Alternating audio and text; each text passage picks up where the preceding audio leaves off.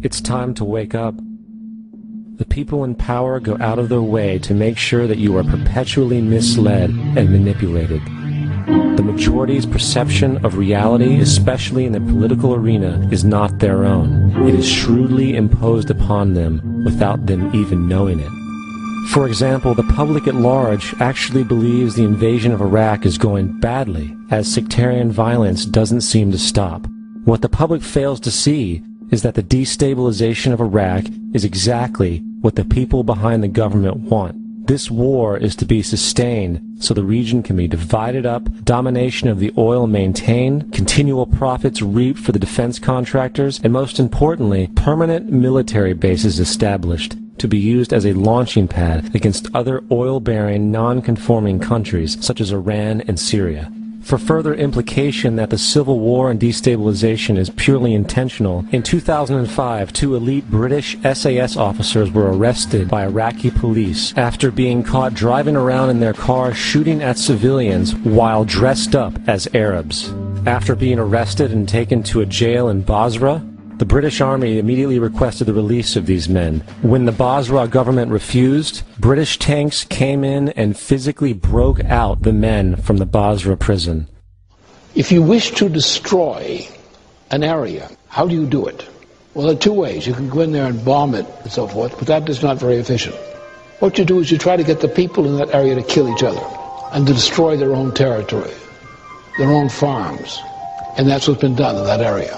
The way in which you destroy an opponent is get him to destroy himself by dividing his ranks against one another. Then you feed both sides. You have agents feeding both sides, inflaming both sides, and they kill each other off. And it's time that some of us woke up to this reality, to understand that people who try to maintain empires and create empires do it by manipulating the people they're trying to conquer. You might want to ask yourself why the entire culture is utterly saturated with mass media entertainment from all sides, while the educational system in America continues its stupefying downward slide since the U.S. government decided to take over and subsidize the public school system. What your government pays for, it gets. When we understand that, then we look at government-financed institutions of education and see the kind of students and the kind of education that's being turned out by these government-financed schools. Logic will tell you that if what is being turned out in those schools was not in accord with what the state and the federal government wanted, then it would change it. The bottom line is that the government is getting what they have ordered. They do not want your children to be educated. They do not want you to think too much. That is why our country and our world has become so proliferated with entertainments, mass media, television shows, amusement parks, drugs, alcohol, and every kind of entertainment to keep the human mind entertained, so that you don't get in the way of important people by doing too much thinking. You had better wake up and understand that there are people who are guiding your life and you don't even know it. We're in a lot of trouble because you people and 62 million other Americans are listening to me right now, because less than 3% of you people read books, because less than 15% of you read newspapers, because the only truth you know is what you get over this tube. Right now, there is an entire generation that never knew anything that didn't come out of this tube. This tube is the gospel, the ultimate revelation. This tube can make or break presidents, popes, prime ministers. This tube is the most awesome goddamn force in the whole godless world. And woe is us if it ever falls into the hands of the wrong people. And when the largest company in the world controls the most awesome goddamn propaganda force in the whole godless world, who knows what shit will be peddled for truth on this network. So you listen to me. Listen to me. Television is not the truth. Television is a goddamn amusement park. Television is a circus, a carnival, a traveling troupe of acrobats, storytellers, dancers, singers, jugglers, sideshow freaks, lion tamers, and football players. We're in the boredom-killing business. But you people sit there day after day, night after night, all ages, colors, creeds. We're all you know. You're beginning to believe the illusions we're spinning here. You're beginning to think that the tube is reality and that your own lives are unreal. You do whatever the tube tells you. You dress like the tube. You eat like the tube. You raise your children like the tube. You even think like the tube. This is mass madness, you maniacs. In God's name, you people are the real thing. We are the illusion. The last thing the men behind the curtain want is a conscious, informed public capable of critical thinking, which is why a continually fraudulent zeitgeist is output via religion, the mass media, and the educational system. They seek to keep you in a distracted, naive bubble, and they are doing a damn good job of it. In 2005, an arrangement between Canada, Mexico, and the United States was made.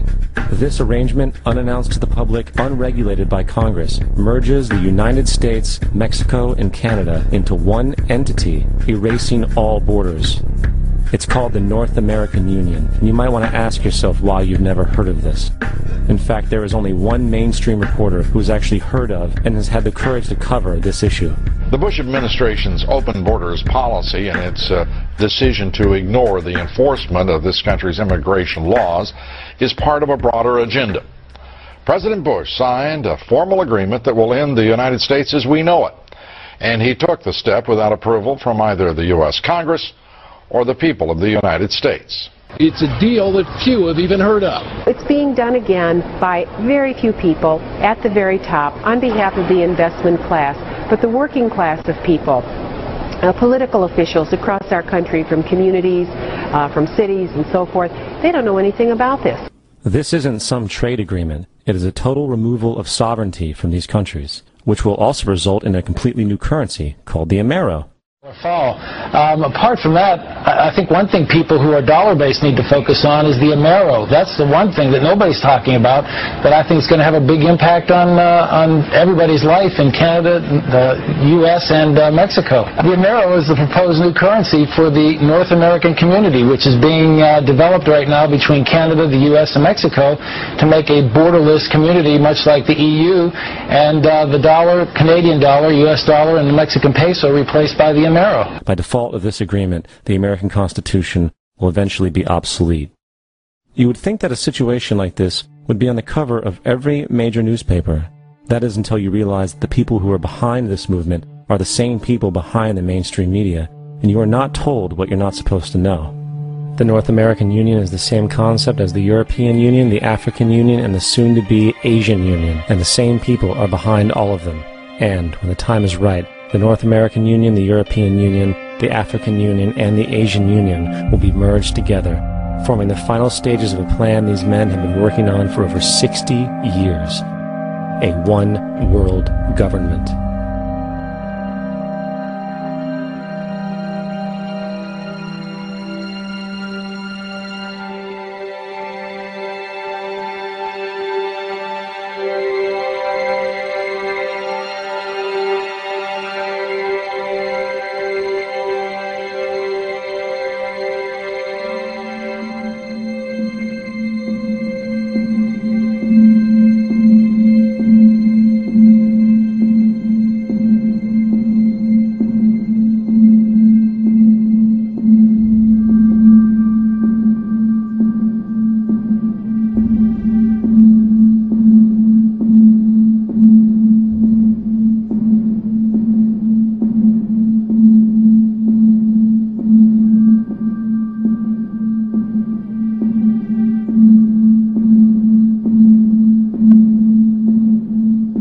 One bank, one army, one center of power.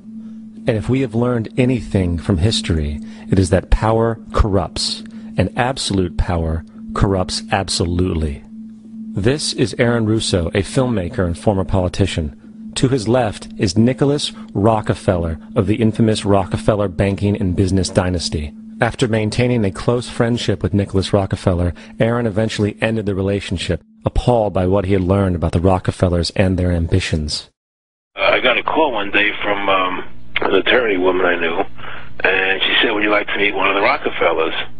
I said, sure, I'd love to. And we became friends, and he began to divulge a lot of things to me.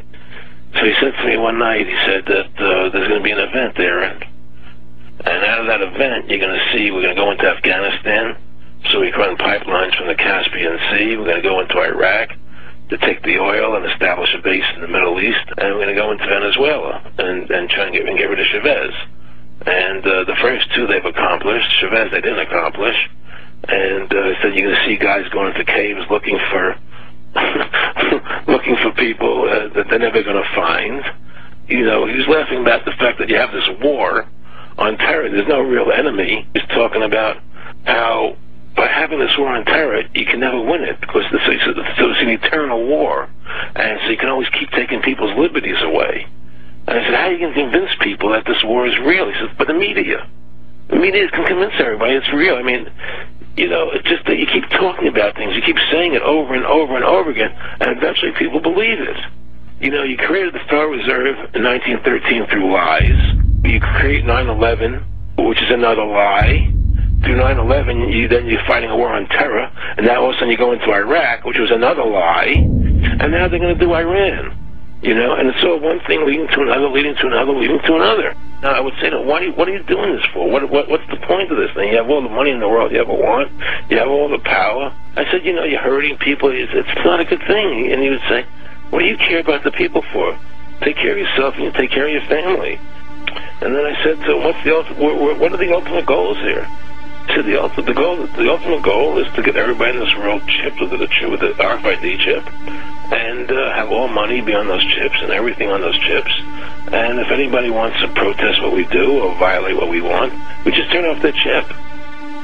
That's right, microchipped.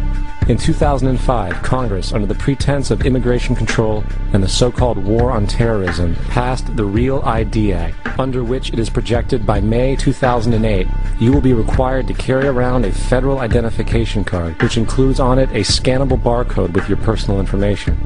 However, this barcode is only an intermediary step before the card is equipped with a VeriChip RFID tracking module, which will use radio frequencies to track your every move on the planet.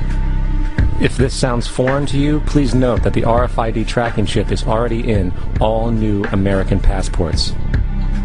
And the final step is the implanted chip, which many people have already been manipulated into accepting under different pretenses.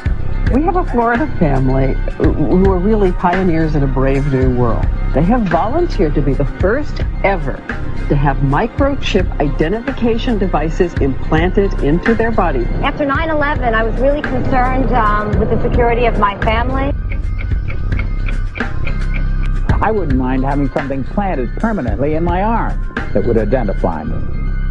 In the end, everybody will be locked into a monitored control grid where every single action you perform is documented. And if you get out of line, they can just turn off your chip, for at that point in time, every single aspect of society will revolve around interactions with the chips.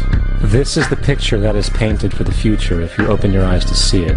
A centralized one-world economy where everyone's moves and everyone's transactions are tracked and monitored, all rights removed. The most incredible aspect of all. These totalitarian elements will not be forced upon the people. The people will demand them. For the social manipulation of society through the generation of fear and division has completely detached humans from their sense of power and reality. A process which has been going on for centuries, if not millennia. Religion, patriotism, race, wealth, class, and every other form of arbitrary, separatist identification and thus conceit has served to create a controlled population, utterly malleable in the hands of the few. Divide and conquer is the motto, and as long as people continue to see themselves as separate from everything else, they lend themselves to being completely enslaved. The men behind the curtain know this, and they also know that if people ever realize the truth of their relationship to nature and the truth of their personal power, the entire manufactured zeitgeist they prey upon will collapse like a house of cards.